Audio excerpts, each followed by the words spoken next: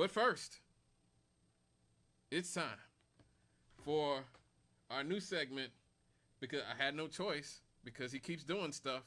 This Week in Trump.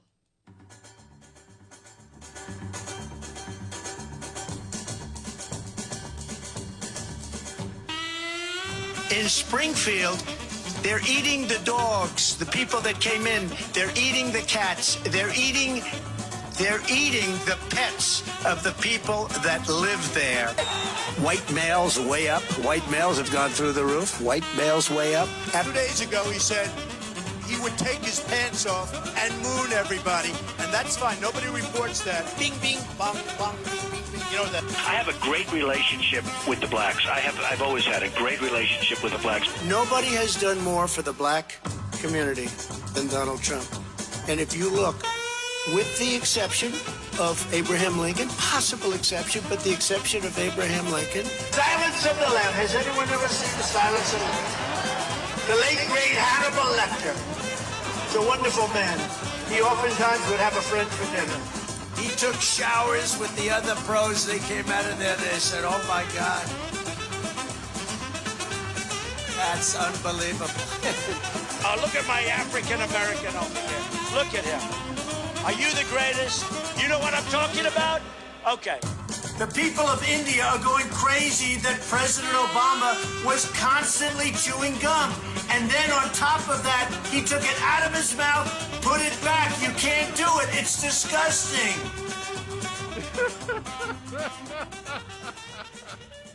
That is our president, everybody. I know that it just sometimes you just got to ask, is this real life? And apparently it is. That is our president, Donald John Trump. That is what they call him in court, you know, because he's a 34-time felon. I'm only belling with the 34-time felons. But this week he had a very busy week. I know I talked about his whole family the entire first hour. I had no choice because they're insanely corrupt. And I really didn't want to talk about Trump again this week, but he keeps doing stuff. That's why it looks like we're going to have to make this a regular segment, this week in Trump, because he just keeps doing crap. But this week, if you weren't paying attention,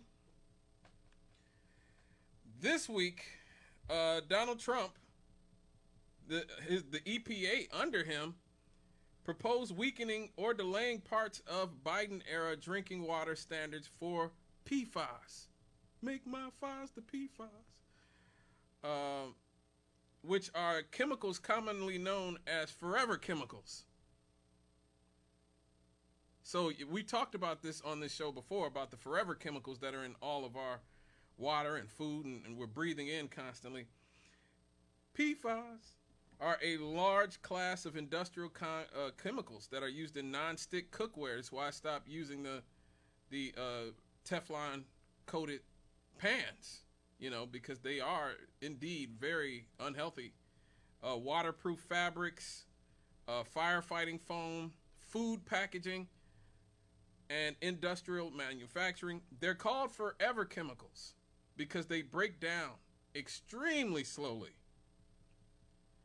And because of this, they end up accumulating in groundwater, rivers, obviously your drinking water. There's a lot of PFAS in drinking water.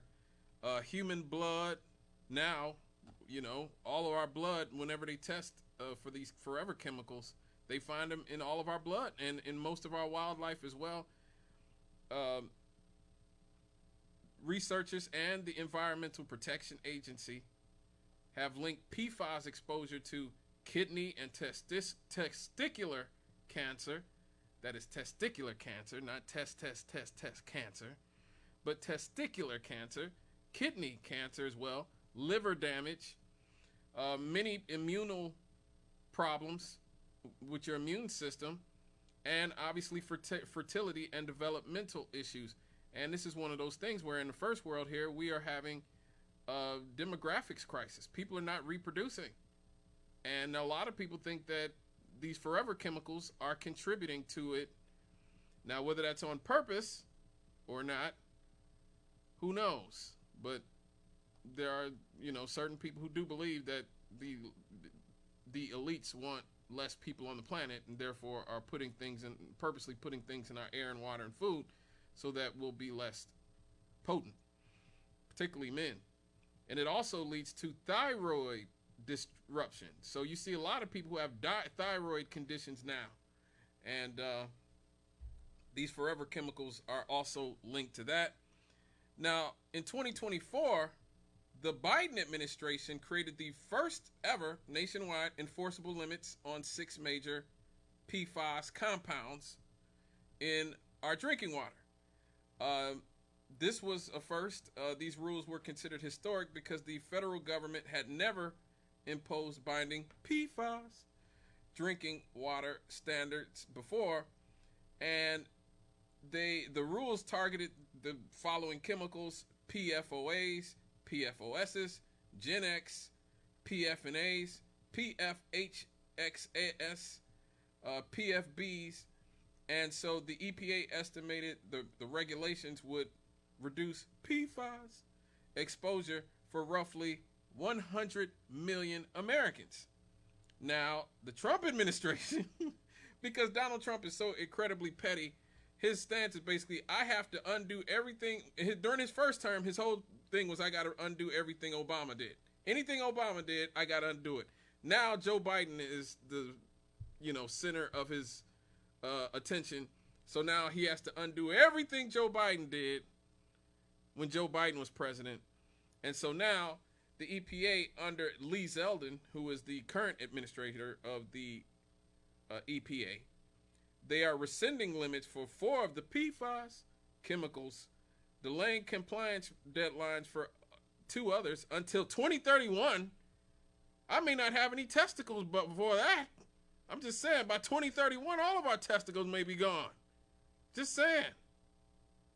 Good Lord. Will we have immune systems by then? Who knows?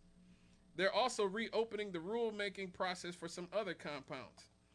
Now, from the Trump administration's perspective, they are arguing that the Biden rules were rushed. They did not take their time, that they won't survive court challenges, impose unrealistic costs on water utilities, and don't fully comply with Safe Drinking Water Act processes.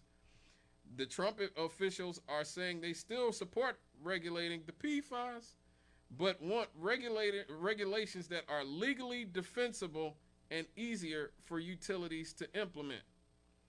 Now, the critics are saying that the rollback is going to effectively weaken protection for millions of Americans. That's certainly how it sounds.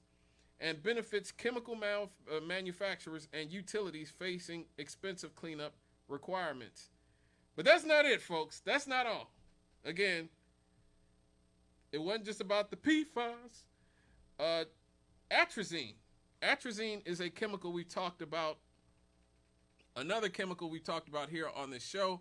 I think at one point I played the clip of Tyrone Hayes. Let me see if I still got the clip of Tyrone Hayes, who, let me see. Tyrone Hayes. Let me see if I've got it. Tyrone Hayes was this doctor. I mean, he was a professor at Stanford University who talked about the effect of atrazine on frogs and wildlife. And I guess I wish I had looked up that clip beforehand. He actually found that atrazine was a hormonal disruptor that actually created sex changes in frogs and in other wildlife. So these frogs would come out as men, and then they would turn into women or females. I guess it would be, they would start off as males and end up as females after being exposed to atrazine. And that's something to think about when we talk about all the gender bending that's going on in our culture now. I mean, maybe some of that, I'm not saying all of it. We all know that gay people and trans people have always sort of existed on some level. But I'm just saying, who's to say that a lot of these young people who are dealing with these gender dysphoria issues aren't being affected by having things like atrazine and the PFAS in our environment that are acting as hormonal disruptors? Just saying. Now, what is atrazine? Atrazine is a herbicide. It is used especially in corn farming, which makes me feel bad because I ate cornbread not too long ago. Produced primarily by Syngenta. Environmental health groups have long argued that atrazine contaminates groundwater, rivers, and municipal drinking systems. The studies have associated atrazine exposure with endocrine disruptor, reproductive problems in animals. We just talked about, going from a boy to a girl. I mean, unwillingly, can't be fun. I just woke up one day and had my period. I'd be like, what the hell is going on here? Like, what's going on? And it's also linked to possible developmental risks in human. Just what I was saying, like maybe some of these issues that we're having with young people, even a lot of the developmental issues like,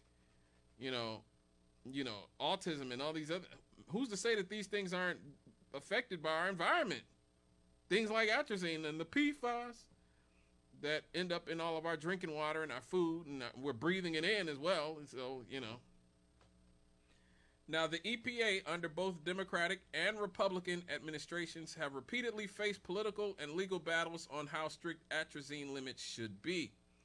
Under Trump-era regulatory approaches, the EPA has generally favored less aggressive pesticide restrictions, more industry flexibility, cost-benefit standards that critics say weaken environmental enforcement. Environmental groups argue this makes it easier for atrazine contamination to persist in waterways and drinking supplies. Agricultural groups and pesticide manufacturers argue the chemical is essential for crop yields and safe when used according to federal standards.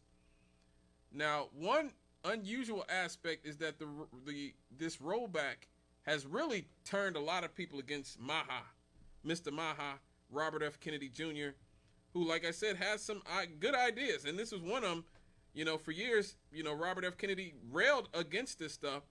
And before, a lot of Democrats supported RFK. That's one of the another things that, they don't like to tell you that, a lot of liberals supported RFK for many years when he was cleaning up waterways and streams and stopping, getting mercury out of fish and those types of things. And this was one of his main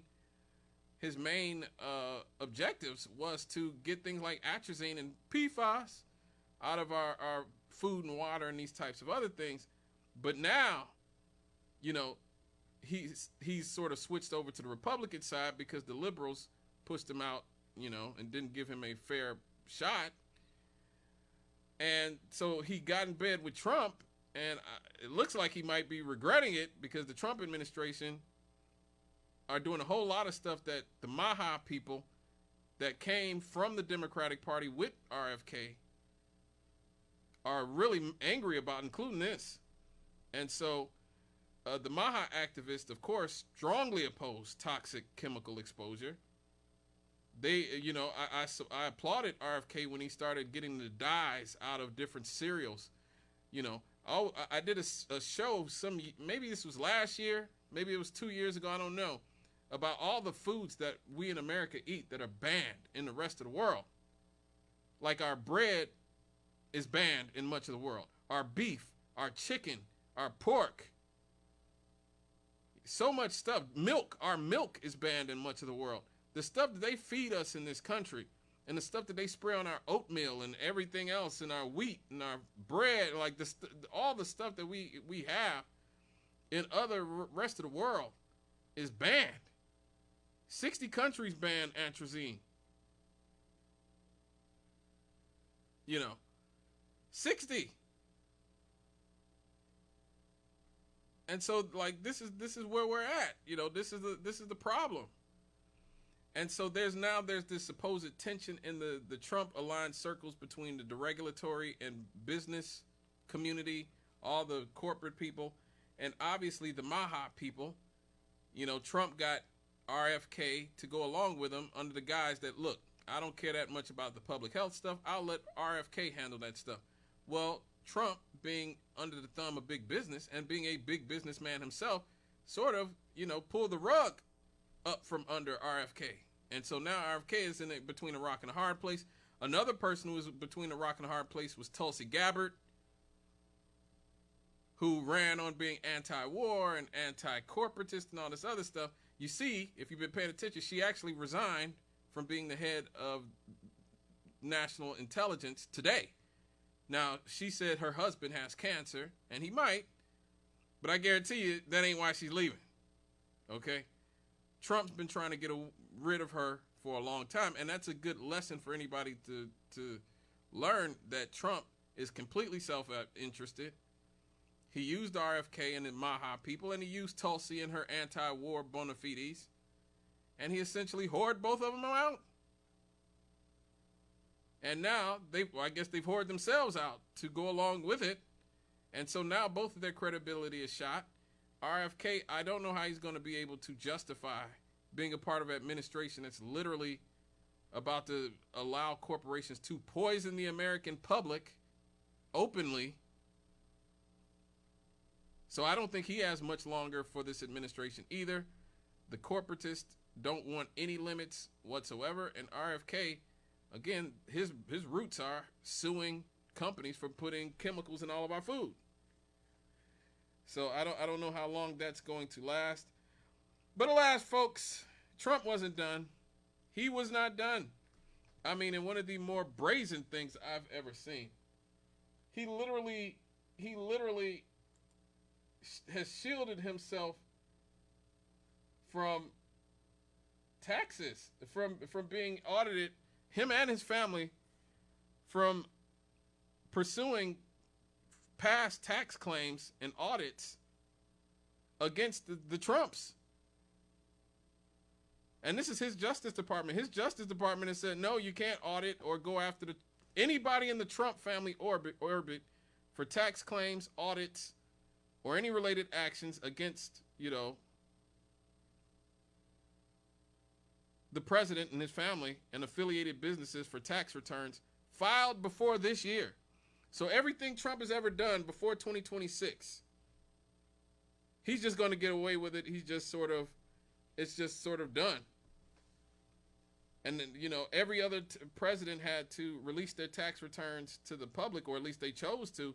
He was the first one who struggled against it. And so the DOJ, this is a part of a settlement with the Department of Justice. The Department of Justice settlement is basically saying the IRS is forever barred. Forever barred, that's what they say, from pursuing claims tied to older Trump tax filings. So he could have cheated on his taxes every year for the past 50 years, and there's nothing the IRS can do about it. The agreement was signed by Acting Attorney General Todd Blanche, who is another, Trump toady, and it appeared that Trump was dropping a $10 billion lawsuit over leaked tax returns. So that was a part of it. The idea was that Trump's tax returns had leaked, and so he sued them, and this was the settlement. Now, the crazy thing, this settlement also creates a $1,776,000,000 anti-weaponization fund. We're going to get back to that in a second. Critics, including tax law experts and Democratic lawmakers, are describing it as functionally similar to giving himself immunity from IRS scrutiny. Some former IRS officials are calling it unprecedented and potentially unconstitutional. How many times have we heard that over the last year and a half? Now, legally, there are important caveats that the agreement reportedly applies only to past tax returns. We just talked about that, where, this is only for past. Anything going forward, since he's the president, there's really not a whole lot he can do about it. It is not technically a presidential pardon under Article 2. Future administrations or courts could still end up testing the legality of this agreement. I seriously doubt they will, though, because as we all know, the Democrats are mostly useless and always have been for a very long time. Congress could theoretically intervene legislatively, though that would be politically difficult with the Republicans having so much power. But we just talked about, buried in that story was the $1,776,000,000 anti-weaponization fund. Now, this anti-weaponization fund is meant to compensate people who claim that they were unfairly targeted by the government or Justice Department. And January 6 defendants and their lawyers are applying for it. So essentially, this is a way for Trump to give January 6 protesters who literally tried to overturn a Democratic election reparations. Like, they are getting reparations. Now, you can't give black people reparations. You can't give us reparations. Okay, they gave slave owners who went bankrupt after the Civil War reparations. They gave Jewish survivors of the Holocaust reparations. We didn't even do that. That's not even our thing. That was Germany, but we still paid Jewish survivors of the Holocaust. We've given Japanese survivors of internment camps, which is fine. Okay. Reparations, we did do that one. Native Americans through the Indian Claims Commission and multiple other legislation.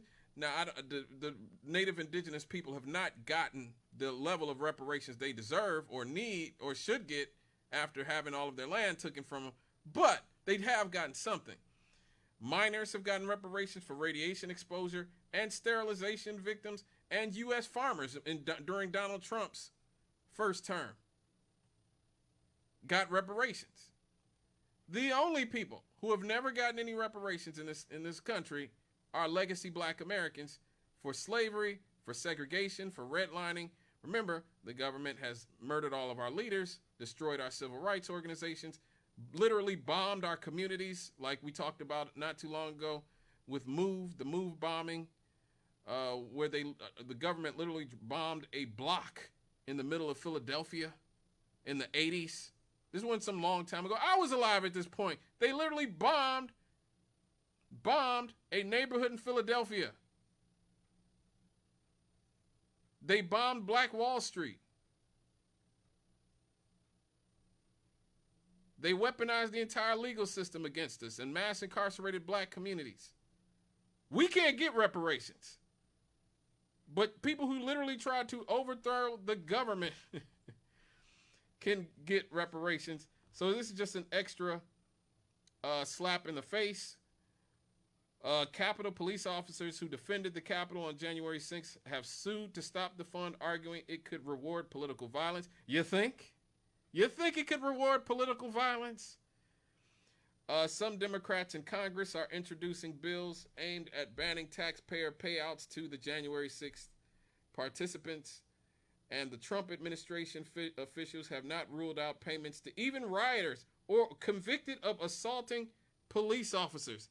Think about that. These are the people who claim that they back the blue. Oh, nobody loves the cops more than the right? Nobody loves the police more than MAGA. Now the Trump administration is talking about literally giving reparations to people who beat and assaulted cops, who some ended up dying the next day or whatever after January 6th.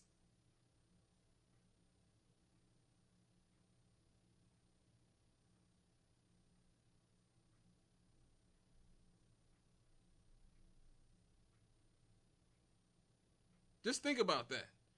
Just think about that. You got to think about that. And this is another reason why I always just tell people, I'm sort of glad that the Trump administration is going like this, ending up like this, because as I've been telling people for years, all these, white liberals and the colored people who love them, who've been getting 90% of the black vote for 60 years, all the times they was telling you things they can't do for black people in this country, they were lying. Period. They're lying. They were lying. They are lying. If the first year and a half of Trump's presidency should show you anything, is that whenever any of these politicians have said, well, we can't do this, they are lying. They are lying. You should be able to look at FDR and all the stuff he got accomplished, and LBJ and all the stuff he got accomplished, and see they're lying. But now in the modern term, in the modern era, you should be able to see through Donald Trump that when all these politicians say, oh, they can't do this for black America, they can't do this. Bro, we literally rebuilt Japan and gave them all the technology they needed to be what they are now, the technological powerhouse. We did that. They didn't have that technology. We sent our people over there to see Japanese industry and manufacturing with technology. That's how they got to be the technological powerhouse. Same thing with South Korea. We rebuilt Germany. We rebuilt the whole world and have been more than happy to let black communities like Gary, Indiana, fester and fall to pieces. They could have literally had a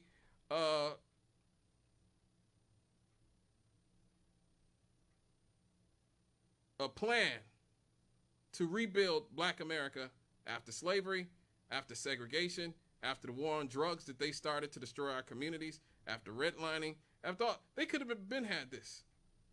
This is why I don't support either party. This is why I don't support any of them. They are lying. When they tell us what they can't do for us, they are lying. Period.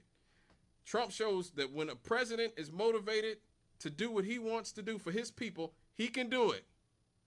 He may not be God, but the president does have power to do things and get things accomplished.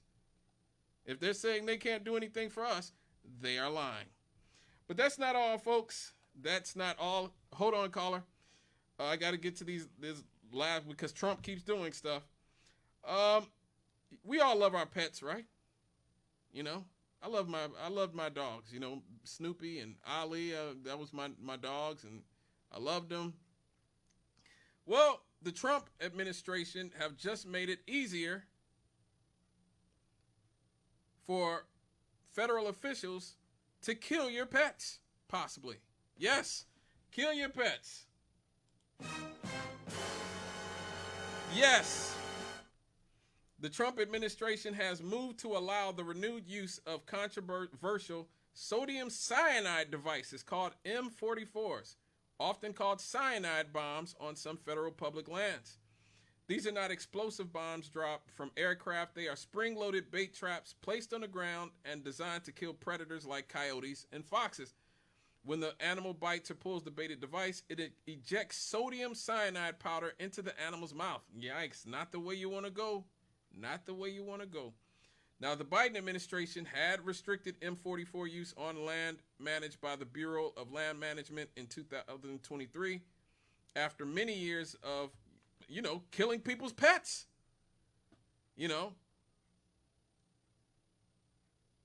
Because these M44s have been linked to many accidental pet deaths. A lot of people walk their dogs in these national parks or whatever, and their dog ends up with a cyanide bomb in his mouth. What the hell? They also have been known to injure non-target wildlife. Obviously, all the other animals that they're not trying to get rid of, get them too. And there's a few times humans have been, affected by it. In one 2017 case, an Idaho teenager who triggered one near his home, his dog died, and he was exposed to cyanide. We poisoned a 17-year-old boy in Idaho with cyanide. They kill endangered species. They are difficult to control, obviously. And they don't even really effectively reduce predator populations long term because coyotes rapidly repopulate anyway. So, there's that. And finally, the Trump administration is closing the nation's primary bee research laboratory, just days after bee venom was found to possibly be one of the things we could use to kill cancer. So, here we go, folks. Let me get this caller. Hello, caller. What's up? What's going on there? How you doing? It's all good, brother. I'm enjoying your program, but you got to understand what Trump say. We got to make America great again. We want to put it back the way it used to be. You know what that means? Put us back to slaves and run the white folks run this country. And you got a whole lot of them behind him. They finally got a nut like that in the White House to do what they always been trying to do.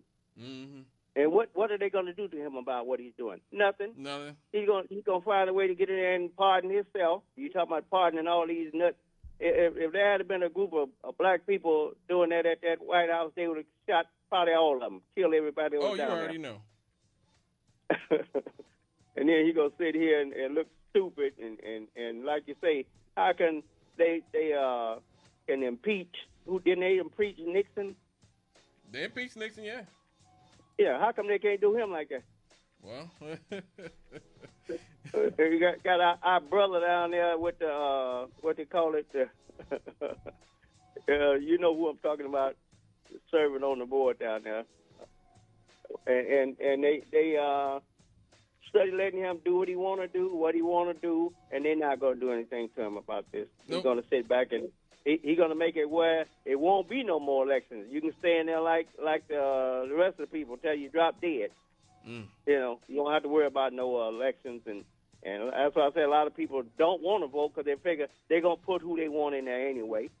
So why should we go vote? And people have been thinking like that for years. These folks going to sit here and do what they want to do. Let him do what he want to do and study, put up with it. And like you say, all these billions and billions of dollars you send to somebody else, you could have fixed up a whole lot of these cities with that money. Oh, yeah. Whole lot of them. But see, they greedy, and they ain't going to never be enough. They don't know when enough's enough, you know. So, Right. hey, that's the world we live in. But I appreciate you, my man. Well, thank you so much. I always appreciate hearing from you. Feel free to call in anytime. All right, brother. All right. Yeah, it certainly looks like that, but it's important to understand once again who the real enemy is. The establishment. It always has been the corporate state, not your neighbor. You know, we fight and we get into each other. We get into it over the most little nonsense. When the people in Washington D.C., they are the ones who are causing all of this. They've always been the ones who are causing this. All right, folks. Oh my God, it's 6:44 already. Again, Trump does so much stuff that when I can literally, start talking about him, and the whole first hour is just about gone because he just keeps doing so much stuff. All right, folks. When we get back, the MAGA Civil War has claimed another casualty. Find out who when we get back.